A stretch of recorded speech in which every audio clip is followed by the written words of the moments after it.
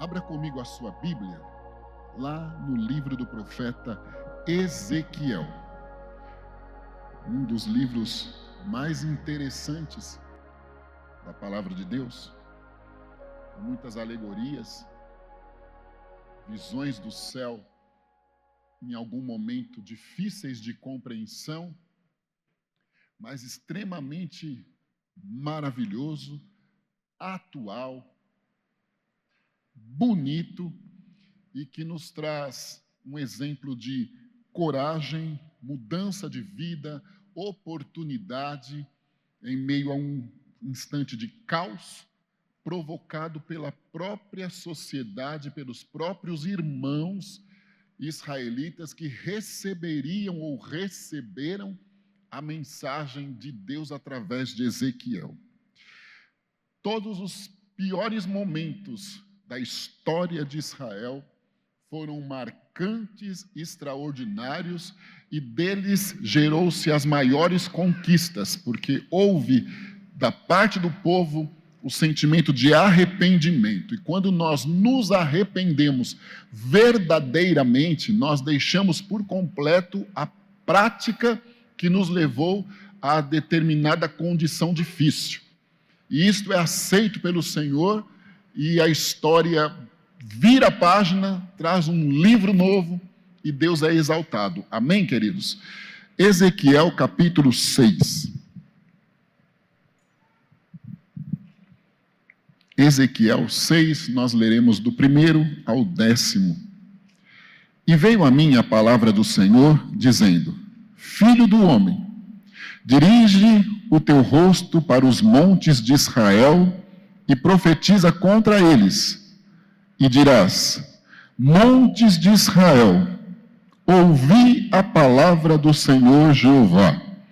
Assim diz o Senhor Jeová aos montes, aos outeiros, aos ribeiros e aos vales: Eis que eu, sim, eu mesmo, trarei a espada sobre vós e destruirei os vossos altos. E serão assolados os vossos altares e quebradas as vossas imagens do sol. E derribarei os vossos traspassados diante dos vossos ídolos. E porei os cadáveres dos filhos de Israel diante dos seus ídolos, e espalharei os vossos ossos em redor dos vossos altares. Em todos os vossos lugares habitáveis, as cidades serão destruídas, e os altos assolados, para que os vossos altares sejam destruídos e assolados, e os vossos ídolos se quebrem e cessem, e as vossas imagens do sol sejam cortadas e desfeitas as vossas obras.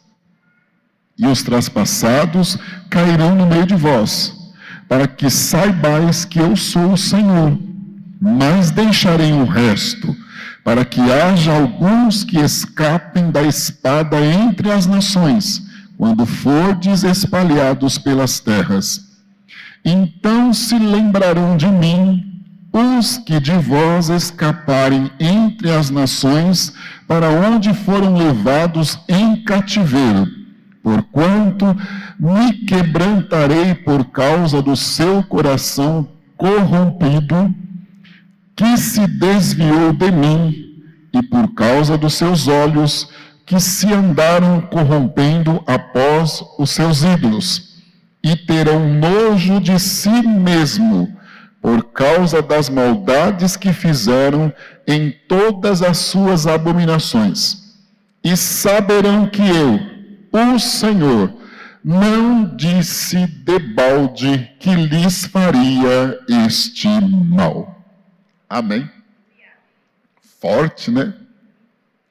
Parece que Deus estava arbitrário, brabo com o povo e disposto a quebrar tudo. Mas não era nada disso. Ele trazia uma palavra de oportunidade de mudança. Estava, sim, irado, permitindo um momento difícil, mas o coração de Deus intencionava comover o coração do povo a reconhecer que falharam, voltarem às origens para que as promessas dessem sequência nos projetos do Senhor. Mas vamos lá. A desobediência, desvalorização de tudo que Deus fez pelo povo em Jerusalém, a construção do templo e tudo mais elaborado por Davi, construído por Salomão e em algum momento bem administrado por alguns reis, mas em vários momentos mal administrado, trouxe idolatria, corrupção, desvio de conduta no sentido espiritual, e Deus então idealizou um plano para trazer aquele povo novamente às origens. Este plano era permitir que eles fossem tirados da própria pátria, destruída a cidade de Jerusalém, inclusive o templo, levados à Babilônia, e ficariam por 70 anos, e ficaram, para que ali reconhecessem que erraram e voltarem para reconstruir, porque o projeto maior era o nascimento de Jesus Cristo, para a redenção da humanidade, mas naquele momento estava corrompido o povo. Não observaram o que Deus havia feito por eles, e através deles inclusive. Isto deu-se início.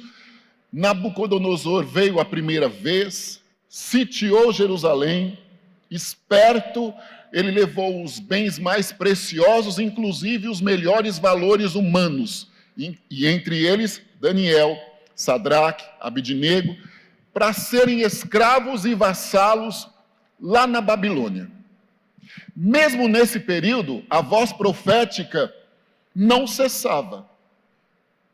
Jeremias era usado com ousadia no meio do povo para levar a palavra de arrependimento, mas também para avisar: vocês passarão por um momento difícil.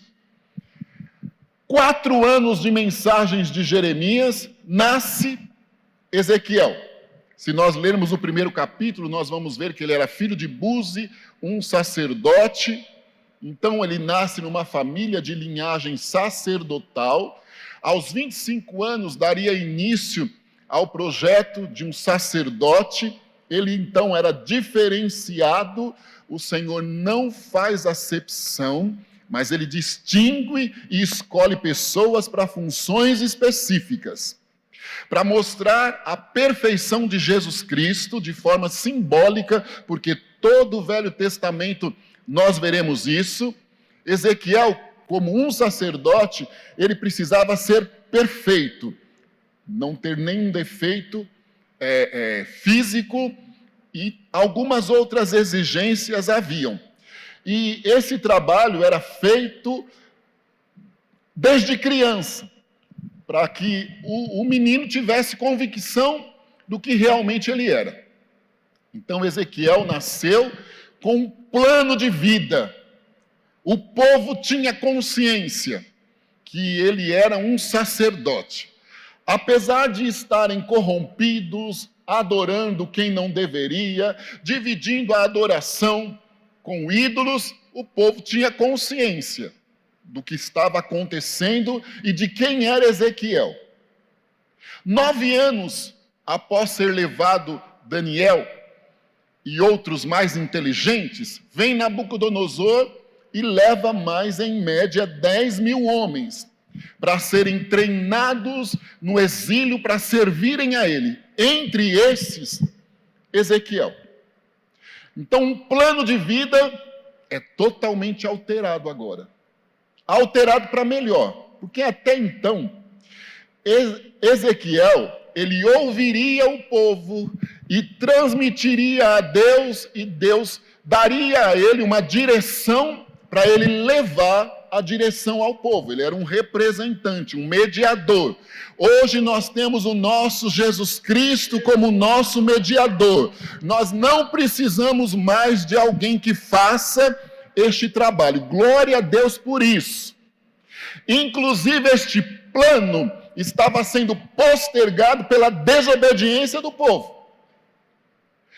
Ezequiel, como profeta, ele ouviria a voz de Deus e transmitiria ao povo de forma direta. Então ele foi alcançado pela fidelidade do Senhor. Mas toda mudança na nossa vida não é algo simples de ser administrado.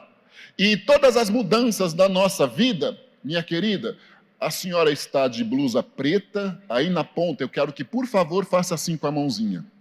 Isso, olhou do lado, faça assim, ó. O nosso Deus vai fazer um movimento especial de cura física a favor da irmã esta manhã aqui, amém?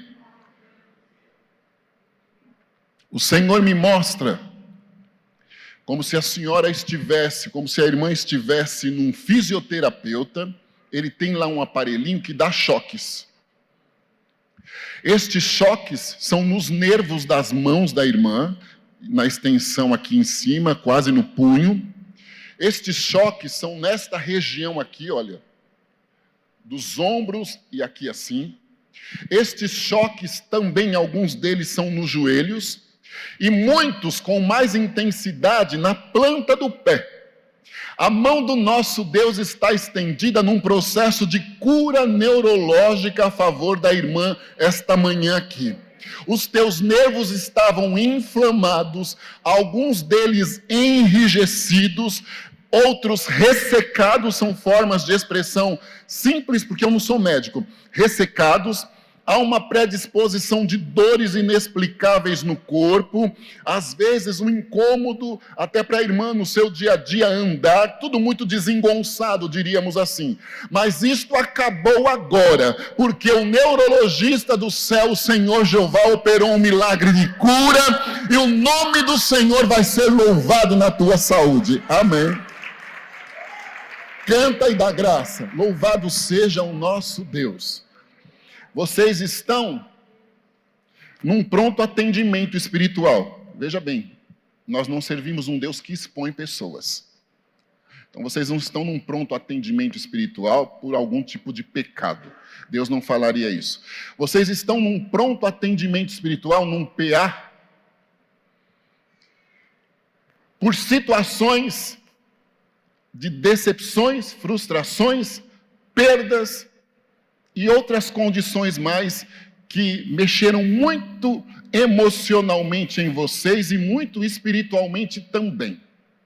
Em muitos dias a irmã olha para si mesma no espelho e diz: Deus, eu envelheci, eu me machuquei, eu nadei na braçada e morri na praia. A tua saúde está debilitada, a irmã está com... Vamos lá. A irmã estava até agora com incontinência urinária. A irmã estava até agora, canta e dá graça, grande aqui é o Senhor, com colite intestinal. A irmã estava até agora com inflamações fortíssimas da panturrilha para baixo, como se fossem agulhas circulando no sangue até a panturrilha. O nosso Deus está curando a irmã agora. A irmã está com a memória comprometida, não lembra o nome há alguns dias, e o seu óculos e nada, na maioria dos dias, é a mesma coisa, parece que o oftalmo errou. Deus está curando a irmã esta manhã aqui. Aleluia! Dentro das suas convicções e até da sua coragem, a irmã elaborou um tempo de cura para o Senhor. Deus é contigo neste tempo de cura, mas Ele vai aumentar a quantidade de tempo no processo de cura, porque Ele precisa fazer algo interno por completo. Canta e dá graça. E Ele selecionou esta casa de oração como um pronto-socorro. Agora Ele vai te lançar para o laboratório de especialidades. Então o nome do nosso Deus começará com alguns sinais que a irmã propôs a Ele de te dar. E o tempo já passou e Ele não te deu alguns sinais. A partir de hoje Ele vai começar a te dar alguns sinais. Ele será glorificado na sua vida, na sua casa, na sua família e na sua condição de ordem espiritual. Deus é contigo e não te deixará, como tu estás dizendo, morta na praia. Ele te levanta, te ergue e faz um milagre na tua história. Canta e dá graça. Grande aqui é o Senhor, toda a honra, toda a glória, todo o louvor pertencem ao nosso Deus. Eu quero ir para a palavra, uai. Vamos lá. Mas aqui o Alisson deu liberdade a mim, porém anteriormente eles deram liberdade ao Espírito. Então, louvado seja o nome do Senhor por isso. Louvado seja o nome do Senhor por isso. Outra coisa, até no céu tem hierarquia. E os anjos obedecem. Nós louvamos a Deus aqui com um hino excepcional. Os anjos obedecem, os querubins, serafins, eles obedecem à ordem, o organograma do céu. Então Deus não tira o sacerdócio de ninguém, de maneira nenhuma. O sacerdócio da sua casa, da casa do Senhor aqui, está sobre você. Mas Deus vai fazer um movimento na história dela. É uma maneira de expressão aqui, Alisson. Deus vai preparar o teu coração, não que tu não tenhas capacidade, mas Deus vai preparar bem o teu coração nestes 3 meses que são próximos, porque tu vais precisar dividir a tua companheira ainda um pouquinho mais com o Senhor. Deus vai fazer um rebuliço na vida da pastora Elisandra, um rebuliço fora do comum, um rebuliço fora do comum. O Senhor vai dar uma projeção a ela, uma projeção, o nome dele e abaixo o nome dela, é claro. O Senhor vai dar uma projeção a ela. É algo repentino, como um meteoro, é rápido. Mas o Senhor está trabalhando você. De uma maneira muito especial ele está trabalhando. Eu volto a dizer, Deus não expõe, não tira o sacerdócio e não viu incapacidade em você. Mas não há uma dimensão interna dentro de ti para o que Deus vai fazer, nem dentro dela, porém ela já tem uma percepção. E o Senhor então vai trabalhar em você e no Enzo, para vocês dividirem ela com a casa do Senhor. Em muitos dias o Senhor vai lançar ela dentro de aeronaves. O nome do nosso Deus será glorificado. E há uma moldagem do céu de autoridade, de forma de expressão totalmente individual. Hoje o Senhor também está dando saúde à memória dela, ela é acelerada por natureza, então Deus vai colocar um freio, equilibrar isso, a memória dela está trabalhando por domingo já, o Senhor vai ajudar a memória dela a trabalhar só por amanhã, porque Ele vai precisar da memória dela no púlpito. Deus será louvado na vida desta serva de Deus. Há um sinal de Deus a ser dado a vocês. Jesus vai fazer dentro de alguns dias um movimento no meio da família dela. Um movimento de salvação e de libertação. Vai cair por terra um altar maligno, um altar erguido, maligno. Vai cair por terra um altar maligno. É um altar de adoração errônea mesmo. Alguém tem esse hábito. Deus vai salvar. Hoje, se olhar, é impossível, mas o Senhor vai salvar, vai libertar, vai fazer um rebuliço, vai colocar na tua mesa, vai ser um encontro, e o nome do Senhor será louvado na história. Amém. Canta e dá graça. Vocês também precisarão dividir a pastora com outras denominações, mas ela não vai para outra denominação. Mas o Senhor vai fazer um movimento, e aqui grande é o Senhor. Não é hábito meu me dirigir aos pastores no púlpito, mas Deus quebra protocolo. Deus quebra protocolo. Eu tinha que falar isso. Vamos lá. O povo foi levado para o cativeiro, 10 mil homens. Entre os tais, Ezequiel. Então, um plano de vida seria alterado.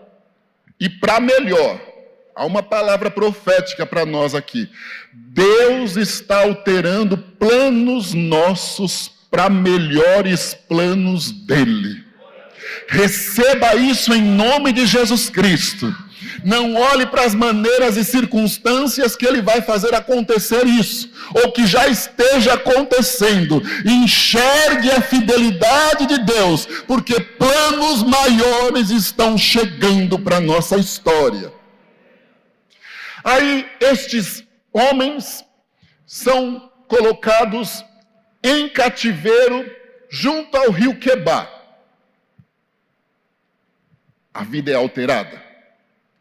Ali junto ao rio Quebar, Deus então começa a mostrar algumas visões para Ezequiel, enquanto Jeremias ainda profetizaria por em média 11 anos em Jerusalém.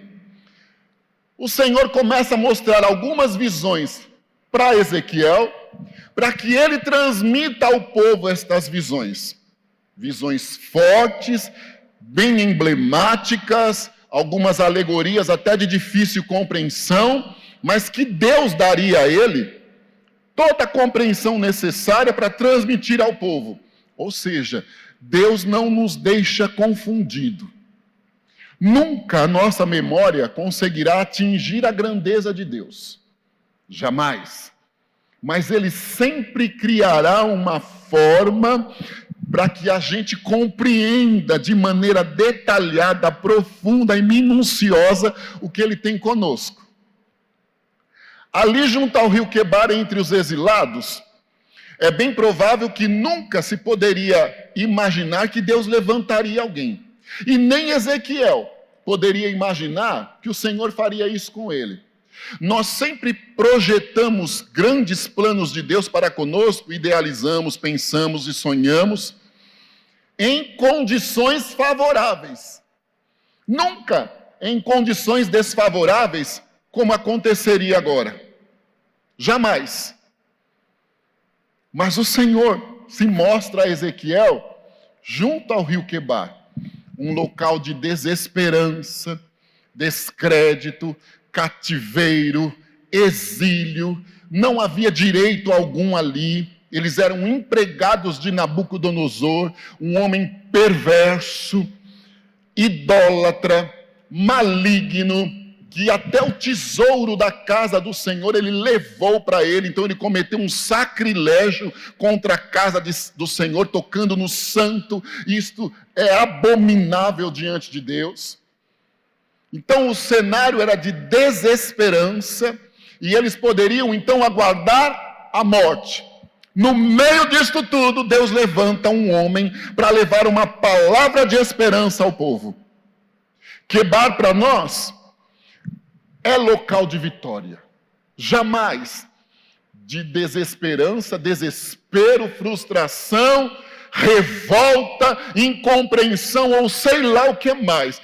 É local de vitória. Olha, Deus transforma o que nós nunca poderíamos imaginar em bênção para a nossa vida. Vamos lá. Deus levanta então Ezequiel com mensagens fortes, contundentes, para transmitir ao povo, aqui a família aqui. Meu amigo aí na ponta, faça assim com a mão. Isto. Deus está fazendo um movimento por vocês esta manhã aqui. Um movimento de restituição.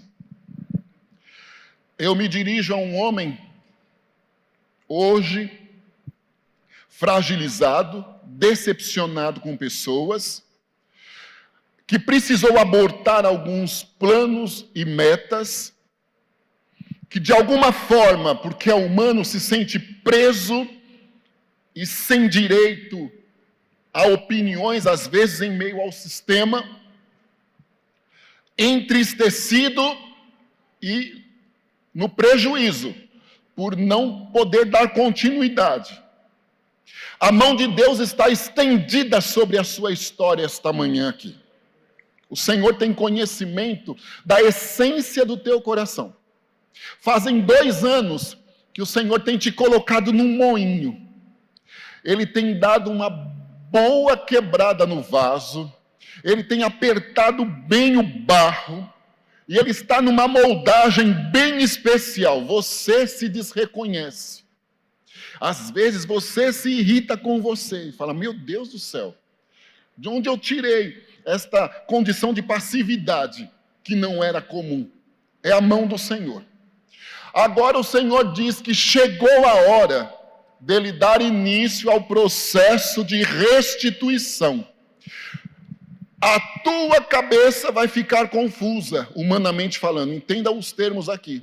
Vai ficar confusa. Porque de pequenas portas, pequenas, literalmente pequenas, subjetivas, desprezíveis por muitos, Deus criará grandes portas para a sua história. Ou seja, o bagaço, não quiseram. Isso aí não vai nos dar o lucro que nós imaginávamos que poderia dar. Lidar com esse fornecedor aí, com esse aí é muito pequeno, não vai dar em nada. Então, o que parece ser desprezível e bagaço, vai chegar nas tuas mãos. Mas é daí que Deus vai tirar conquistas. É daí que vai gerar até inveja. Depois é só tirar, sublimar lá a palavra, se ficar muito forte lá no YouTube. É daí que vai gerar inveja, perseguição e incompreensão. Por isso o Senhor moldou o vaso. Você vai saber sair-se diante disto. Não passam mais do que 47 dias sem que ele comece a te sinalizar. Ou seja, este ano não vai ser como os 2 anteriores. Não, pode ficar em paz. A mão de Deus se estende e o nome dele é exaltado na história. A irmã do lado, devido a todas estas situações enfrentadas, desenvolveu um mal-estar gástrico-intestinal, desenvolveu possibilidade de pressão alta, e eu me dirijo a uma pessoa nova, desenvolveu irritabilidade, sensação até de tremor interno, porque tu és humana como eu, então há momentos de desespero. Meu Deus, e agora? Deus está te curando esta manhã aqui. Ele é gastroenterologista, canta aí da graça. Ele é cardiologista e ele é psiquiatra, ele está te acalmando. Não te deixará dependente de medicamento nenhum. Veja bem, ele não está ministrando no meu coração que você toma, nem que não toma. Ele está dizendo que não te deixará dependente de medicamento algum. E que ele será glorificado na tua vida. Então vire a página e aguarde, porque o fiel vai chegar e vocês serão surpreendidos. E o nome dele engrandecido nisso. Junto ao rio Quebar, tudo que estes irmãos queriam ouvir era uma palavra de restauração imediata, não é? Nós somos imediatistas. Nós somos imediatistas. E Deus, o nome dele é já. Salmo 68 diz. Quando ele fala, ele já projetou o dia do cumprimento. Ou seja, quando Paulo ensinava aos irmãos em Romanos sobre a descendência deles em relação a Abraão, Paulo dizia assim, olha, ele usa as coisas que não são como se já fossem.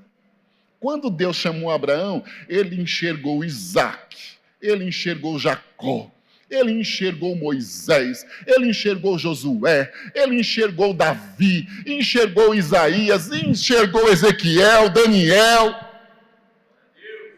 Deus levanta Ezequiel. Veja bem, só um adentro aqui. Ezequiel, ele cresceu influenciado pelas mensagens de Jeremias. E também ele era contemporâneo de Daniel. Então ele foi muito bem influenciado. Quando nós permitimos que o nosso rol de amigos sejam pessoas que agregam valores e não roubam ou diminuem, haja o que houver, venha o que vier, nós dizemos, Deus é conosco. Nós temos conhecimento de causa. Irmãos, eu não vim doutrinar, eu sei o meu lugar. Mas tem hora que a gente tem que tirar pessoas de perto de nós. E tirarmos definitivamente. Não é tirarmos na base da rejeição, da discriminação. O que eu estou falando tem um conteúdo de ordem espiritual. está diminuindo a tua comunhão com Deus, dá linha para ele. Está roubando a sua integridade com Deus, te encaminhando ao pecado, ao nada a ver, dá linha para ele. Afaste-se. Agora está te ajudando. Vamos orar, vamos interceder, vamos clamar. Traga para perto, una-se a ele, porque a vitória vai ser maior ou até mais rápida. Ezequiel foi bem influenciado. Ele não se corrompeu em Jerusalém. Por isso, agora ele daria início a um ministério novo, diríamos. A mensagem que acabamos de ler. Deus diz a Ezequiel: Filho do homem, dirija-se aos montes e profetize para estes montes de Israel que eles serão derribados. Os montes de Israel estavam sendo usados por cananeus para que nas cópula, como chama? Da árvore. Oi? Nas copas das árvores fossem colocadas imagens, figuras de adoração a outros deuses. Pasme. Muitos dos irmãos, para estarem politicamente corretos, por talvez acharem que Deus estava tardando muito em cumprir uma promessa, é atual ou não é? Por angústia, por relacionamentos errados, inclusive conjugal, alguns abandonavam o templo e se dirigiam à adoração daqueles deuses cananeus. Outros, vamos lá, de manhã iam no culto, no templo de Jerusalém, e à tarde iam lá adorar aqueles deuses dos cananeus, nas copas das árvores, nos montes, onde eram colocadas imagens, figuras, animais, representações aos inúmeros deuses cananeus. Atual, não é? Tem tanta coisa, na Dutra mesmo, um monte de coisa aí que não vai levar a nada. O Senhor olha para Ezequiel e diz assim: olha para os montes, para as copas das árvores, e ministre uma palavra de juízo. Diga que com a minha mão eu vou derrubar e consumir por completo aqueles ídolos e aquelas formas religiosas. O povo, então, estava sofrendo as consequências de terem se apostatado, se rebelado contra Deus, se iludido com facilidades, politicamente correto, achando que estava tudo bem. Deus chama o profeta Ezequiel e diz a eles: eu vou destruir este império maligno. E ao meu povo que está aqui, que se deixou levar por eles, e sempre tem um remanescente. Se nós lermos os capítulos anteriores, nós vamos ver. O capítulo 5, o Senhor diz a ele assim: pega uma faca afiada, divide em 3 o seu cabelo, corta. Estas partes serão representações de mensagens de juízo. Uma parte eu vou destruir com fome, vou permitir a fome. Outra parte eu vou tratar de outra maneira. E alguns dos fios de cabelo que permanecerem na orla da sua roupa, você diga que eles são os remanescentes que estão firmados em mim. Esses eu vou poupar. Então vejam formas de expressão alegóricas fortes, mas Deus sempre mostrando que havia o remanescente. Entre estes cativos, vê-se o exemplo de Daniel. Ele não foi idólatra em Jerusalém, foi levado cativo para a Babilônia, não se curvou às ordens de Nabucodonosor, optou por uma alimentação dirigida por Deus e fez com que o que parecia ser prova, exílio e prisão fizesse dele um grande ajudador, inclusive lá no reinado da Babilônia. Quando Deus tem projeto na vida de alguém, onde quer que esta pessoa esteja, mesmo que de forma injusta, porque Daniel não se corrompeu, nós agimos pela lógica. Então não tinha o porquê ele estar passando aquela prova. Mas Deus é democrático, né? E democrático de verdade. A maioria tinha provocado esta ira no Senhor. E o Senhor precisaria tratar com todos. Então ele não fez acepção em permitir que fossem cativos. Mas ele distinguiu o fiel do infiel ali. E os fiéis foram felizes no meio do cativeiro. Deus vai te honrar onde quer que você tenha necessidade de estar, ou onde quer que te lancem, que te joguem, que te escravizem, menosprezem. O projeto de Deus te acompanha, há projetos de Deus nos acompanhando, e a palavra do Senhor permanece. A primeira palavra dita profeticamente do Senhor a favor de você é a que vai prevalecer. Ah, mas está tudo errado. Pode estar, sim, olhando a lógica, mas no céu está tudo certinho, a cronologia infalível, inatingível, ninguém atrapalha. Eu fico admirando quando as mensagens de Isaías passaram a segunda parte do livro, passaram a serem bem explícitas em relação a Jesus Cristo. 700 anos antes de todos os fatos, ele dizia: ele vai vir, vai morrer e volta para o céu, vem para nos buscar e distribui conosco o que ele conquistar aqui. Olha só.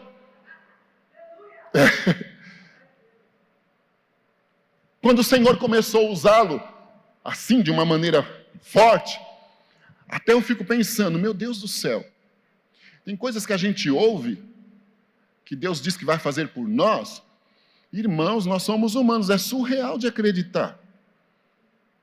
Seria surreal para o Alisson, há 10 anos atrás, acreditar que o Senhor traria vocês para um galpão deste tamanho. Mas o Senhor trouxe, como trará para algo próprio, é só aguardar. Esta despesa de aluguel não vai ficar por muito tempo no plano de contas da aba. Vai ter um prédio próprio. Mas se olhar para as possibilidades, às vezes não tem como imaginar, irmãos. Um dia eu não tinha dinheiro nem para comprar um pão. Ligou uma pessoa lá em casa e disse assim: ore por mim. Eu nunca mais tive contato com essa irmã. Ore por mim. Aí eu olhei para minha mãe passando roupa, umas camisas velhas, que eu precisava usar para ir tocar na igreja. O mais pobre lá. As camisinhas velhas, surrada, a prova era grande. E minha mãe toda feliz passando para mim no domingo tocar o piano para a igreja, o coral da igreja. Ore aí por mim. Eu olhei e disse: e agora, Jesus? Até o cachorro, o animal que eu tenho aqui, eu tinha um pastor alemão na época, um camarada lindo, pesando 50 quilos. Tinha comido arroz, batata e ovo cozido, porque não tinha ração para ele. Então a prova era terrível. Eu puxei força de onde não se pode imaginar e fiz uma oração de 5 minutos para a irmã. Quando eu terminei, ela disse assim: eu posso fazer uma oração por você? Eu, por favor, irmã, pode fazer. Mas dentro de mim eu dizia: Jesus, não me ilude mais não. Tem misericórdia de mim, da minha mãe aqui. Desde os 17 anos eu fui arrimo de família. Perdi o meu pai menor de idade. E o Senhor nunca permitiu que faltasse nada. Até hoje, agora só na itinerância, nunca permitiu e nunca vai permitir. Eu sei quem tenho crido. Mas vamos lá. Aquela irmã começou a orar. E Deus usou a boca dela. E uma das coisas, não consigo, até para contar eu fico falando, eles vão dizer que eu não sou normal da cabeça. Eu nunca fui, mas agora ficou mais acentuado. Ela começou a orar. E ela disse: Deus manda eu te dizer que vai te levar no parlamento suíço. Eu falei: Jesus, nem para ir na rua suíça eu tenho dinheiro. Mas vamos lá. Hoje eu moro até perto da rua suíça de Santo André. Mas na época nem para ir, nem sei se em São Paulo deve ter, lá no Jardim dos Estados, lá no Jardim das Nações, lá no local nobre de São Paulo, lá deve ter. Ouvi aquilo. Eu tenho por hábito anotar, anotei. Minha mãe deu um sorrisinho. Lá na Redenção eu vou dizer para ela, apesar dela ter visto acontecer, né? Lá na Redenção eu vou dizer para ela, lembra aquele dia que a senhora deu aquele sorrisinho? Jesus cumpriu muito mais do que aquilo. Minha mãe deu um sorrisinho e continuou passando a roupa. E ainda disse assim, meu filho, tem que ter equilíbrio. Vigia. Com medo, né? Aí eu tinha a partitura que o irmão Valdemar tinha me dado. Estava esperando minha mãe acabar de passar a roupa. Para mim poder ligar o instrumento. Só tinha não podia ligar 2 instrumentos, 2 coisas na casa, senão caía tudo. Olha a prova. Aí quando minha mãe acabou, fui lá treinar. Sabe, meus queridos, passaram-se 10 anos. Um dia meu pastor disse assim para mim, eu vou viajar para a Europa de tal a tal dia. Tem agenda por aí, cancela. Pede aí, por favor, cancela, eu cubro tudo. E eu vou te levar comigo, porque Deus ministrou no meu coração.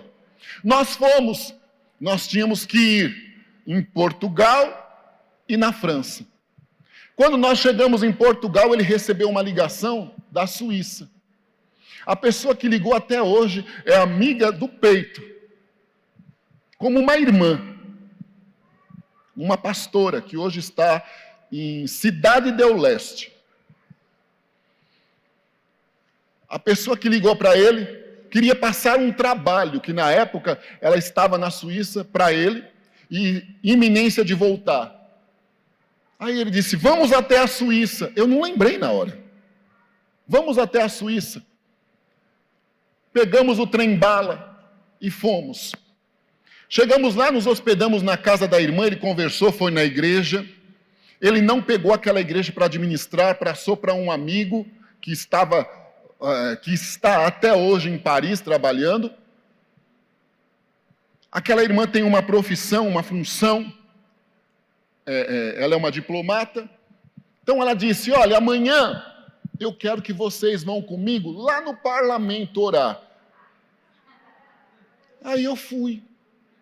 Depois de algum tempo, quando a gente vinha voltando, eu falei, pastor, Jesus deve ter ficado um pouquinho irado comigo num momento. Ele falou, por que, meu filho? Eu falei, porque aconteceu assim, assim, assim. Ele deu uma rajada de língua estranha. Aleluia. Irmãos, ele usa o que não é como se já fosse. E eu abri um parênteses aqui e falei coisas que não tenho por hábito de falar. Glorificado seja o nome do Senhor nisso. No meio daquela tragédia, Deus usava Jeremias e dizia, aqueles montes, aqueles ídolos adorados pelo meu povo, todos serão destruídos. Diga ao meu povo isso.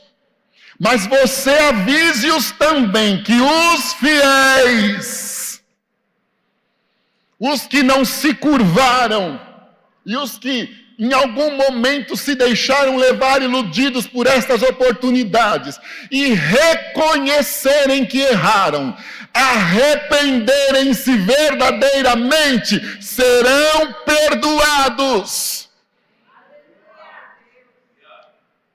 Nós falhamos, irmãos. Ontem eu estava pregando em Aparecida com um amigo meu. E o tema era neste capítulo 2 da primeira carta de João, que diz assim, meus filhinhos, estas coisas vos escrevo para que não pequeis. E, se alguém pecar, temos um advogado para com o Pai, Jesus Cristo, o justo. E ele é a propiciação, o sacrifício pelos nossos pecados, e não somente pelos nossos, mas também pelos de todo mundo. Nunca devemos pecar, jamais. E o nosso adversário é esperto. Ele consegue acompanhar a tecnologia. Os pecados são os mesmos desta época. Só foram repaginados e modernizados. Há alguns anos atrás, alguns pecados para eu cometer, eu precisava sair de casa. Agora eu não preciso, eu ligo o celular. mas são as mesmas coisas. E as consequências serão as mesmas. Ou eu estou enganado? Então nós não devemos. Porém, nós ainda não estamos num corpo incorruptível. O nosso corpo ainda é corruptível. Então nós temos uma briga conosco. Eu vou dizer um negócio, uma notícia para aquela mãe ali.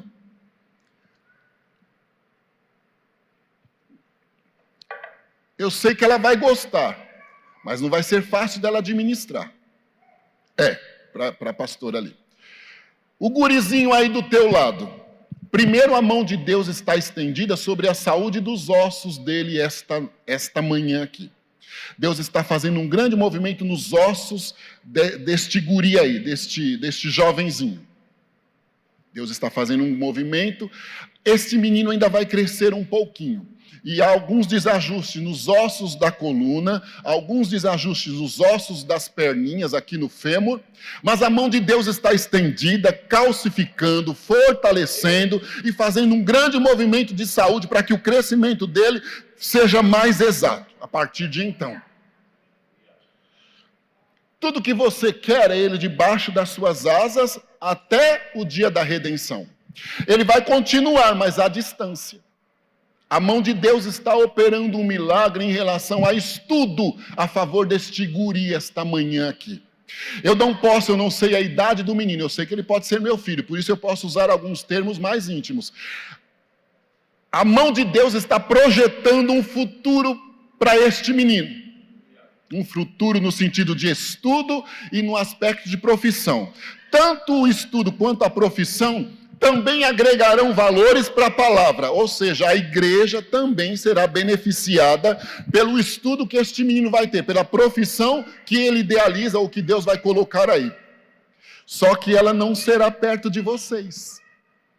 Então, em muitos dias, você vai vê-lo pelo celular ali, pelo aplicativo que faz com que nós façamos ligação de vídeo. Então comece a preparar o seu coração, porque você sabe o preço de ter gerado este guri. Você era para ser traumatizada em relação à obstetrícia. Deus não permitiu. A fúria do maligno contra o guri começou já no ventre. Vocês sabem o preço deste menino. Vocês sabem o custo de joelho de oração deste menino. Eu não estou denegrindo a imagem do guri. Deus não faz isso. E agora, depois de tanto investimento, dar asa para o guri. E vai acontecer. Eu não posso dizer que esse menino vai estudar em Belo Horizonte, nem muito menos em Miami, nem em Londres, porque Deus não está me dizendo, mas ele não vai ficar em Taubaté. E o nome do Senhor vai ser glorificado nessa história aí. Deus levava uma palavra de oportunidade. Nós não devemos pecar, jamais. Porém, meus irmãos, é impossível. Enquanto estivermos aqui. O quanto mais que pudermos evitar, melhor. E Ele nos auxilia. Inclusive, Paulo nos diz que Ele intercede por nós com gemidos inexprimíveis. O povo estava exilado na Babilônia, sem expectativa, perdidos, frustrados. A palavra de Deus, vinda agora, não era o que eles queriam ouvir, porque eles queriam algo imediato. Ninguém entendia ainda o contexto geral daquilo. Eram os primeiros levados um pouco mais distantes do que o centro dos caldeus lá na Babilônia, do que a capital. Ficavam à margem do rio Quebar. Foi ali que quando o povo soube, eu não disse que plano de Deus nos segue? Foi ali que quando o povo soube que haviam cativos que cantavam e adoravam a Deus no templo em Jerusalém, disseram: cante-nos um daqueles louvores, aqui nós não podemos, junto aos rios da Babilônia nós estamos com os nossos instrumentos pendurados. A desesperança era total, a desgraça iminente. Vem uma palavra forte como essa, Mas o Senhor dizia: eu tenho um projeto de restauração para esta nação. E o projeto meu de restauração vai cumprir. Era necessário que passassem por isto. Até as outras nações, os povos em volta, conhecerão e saberão da minha grandeza e da minha fidelidade. Parece que o Senhor dizia: aquietai-vos e sabei que eu sou Deus, serei exaltado na terra, serei exaltado entre as nações. Quebar não é local de desespero, me permita o termo, não será chulo, porque aqui não é lugar para tal. Não é lugar de entregar os pontos, não é local de achar que tudo está perdido. Se você, Ezequiel, os planos que haviam para a sua história, todos muito bem traçados, repentinamente foram totalmente transtornados. Há um plano novo de Deus maior. Se está entre o povo, perdeu tudo, ficou tudo para trás. Imagine a situação destes irmãos, dos homens da família. Ali é um local de ajuste. Não vai faltar nada para você em Quebar. Não vai faltar pão, não vai faltar água. Mesmo que venha contado, vai chegar o que é básico, porque o nosso Deus permanece fiel. Há uma preparação então. Mas o Senhor ia na origem. O que permitiu, porque nós não vigiamos, que chegássemos a uma condição difícil como estes irmãos. Deus está dizendo: eu vou destruir por completo. Olha lá, Ezequiel, e vê. E foram destruídos. Se nós dermos sequência ao livro de Ezequiel, é lindo. Ele vai começar a visionar através de mensagens de Deus, até a forma da glória de Deus retornar para Jerusalém, para os espaços do templo, para a vida dos levitas. O povo então em Quebar seria motivado a desenvolver a fé. Não, nós estamos aqui, é momentâneo. Eu não tenho culpa de tal, mas eu vou ajudar o meu irmão que talvez foi mais fraco do que eu. Nós vamos pagar o preço, porque daqui o Senhor vai nos tirar para o caminho da promessa, a promessa original. A promessa original era fazer com que da descendência de Judá viesse alguém que vai pisar e esmagar a cabeça da serpente. Jesus Cristo veio, esteve aqui por 33 anos, em 3 desenvolvendo o ministério, morreu, ressuscitou, voltou ao céu e lá está, porque o desejo dele é que onde ele está, nós também cheguemos. Para isso ele está preparando um lugar para nós. Não há pecado imperdoável, não há momento na nossa vida que não tenha o controle do Senhor. Não há nada perdido na sua história. Deus vai fazer com que desta condição adversa, desta desesperança, descrédito, motivos de zombaria, o povo que passava por Jerusalém, os babilônicos e caldeus, talvez até cananeus que passavam junto ao rio Quebar, zombavam, riam. Talvez até alguns dos irmãos, está vendo? Está pagando, isso aí é um perigo, né? É um perigo. O irmão entra em prova, a gente sabe alguma coisa, e quem conhece é só Deus. Me perdoe, Alice, já começa a dizer: está pagando. Se a gente dissesse isso lá em casa, olha, minha mãe já tinha lá uma cartilha. Eu tinha até medo da cartilha. E todas as vezes ela dizia assim: vai ler o livro de Provérbios. Na Bíblia tem tudo. Às vezes eu olhava e dizia: parece que tem hora que ela não bate bem da cabeça. Mas agora que chegou ausenta, eu falo: Jesus, ela tinha razão. Ela tinha razão. Quando nós nos tornamos pais, aí a gente, de vez em quando a minha esposa diz: minha mãe falava. Olha aí, ó, eu estou falando para essas. Não é assim? São ciclos da vida. Agora a fidelidade de Deus permanece. Deus tinha projetos. Deus vai destruir os montes e vai nos dar vitória. Amém?